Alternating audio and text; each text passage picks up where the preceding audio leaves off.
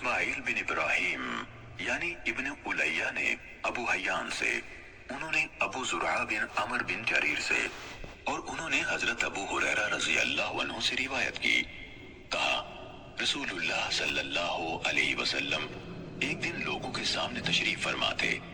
ایک آدمی آپ صلی اللہ علیہ وسلم کے پاس آیا اور پوچھا، اے اللہ کے رسول، ایمان کیا ہے؟ آپ نے فرمایا، تم اللہ تعالیٰ، اس کے فرشتوں، اس کی کتاب، قیامت کے روز اس سے ملاقات، اس کے سامنے حاضری اور اس کے رسولوں پر ایمان لاؤ، اور آخری بار زندہ ہو کر اٹھنے پر بھی ایمان لے آؤ۔ اس نے کہا، اے اللہ کے رسول، اسلام کیا ہے؟ آپ نے فرمایا، اسلام یہ ہے کہ اللہ تعالیٰ کی عبادت کرو، اس کے ساتھ کسی چیز کو شریک نہ ٹھہراؤ، لکھی یعنی فرض کی گئی نمازوں کی پابندی کرو، فرض کی گئی زکوٰۃ ادا کرو، اور رمضان کے روزے رکھو۔ اس نے کہا، اے اللہ کے رسول، احسان کیا ہے؟ آپ صلی اللہ علیہ وسلم نے فرمایا، اللہ تعالیٰ کی عبادت اس طرح کرو گویا تم اسے دیکھ رہے ہو، اور اگر تم اسے نہیں دیکھ رہے ہو تو وہ یقیناً تمہیں دیکھ رہا ہے۔ اس نے کہا، اے اللہ کے رسول، قیامت کب قائم ہوگی؟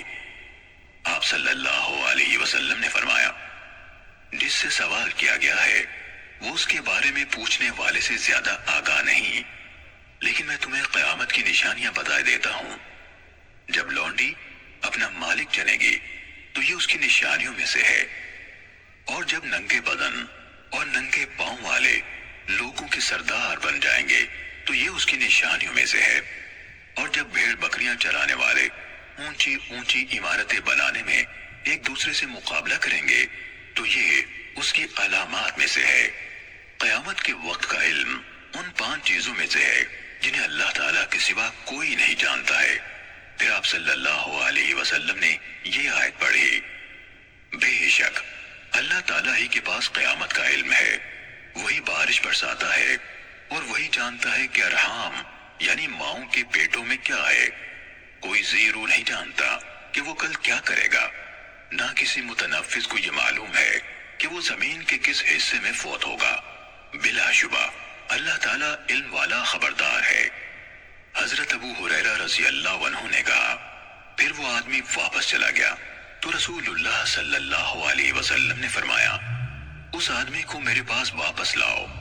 صحابہ کرام رضی اللہ عنہم اسے واپس لانے کے لیے بھاگ دوڑ کرنے لگے تو انہیں کچھ نظر نہ آیا۔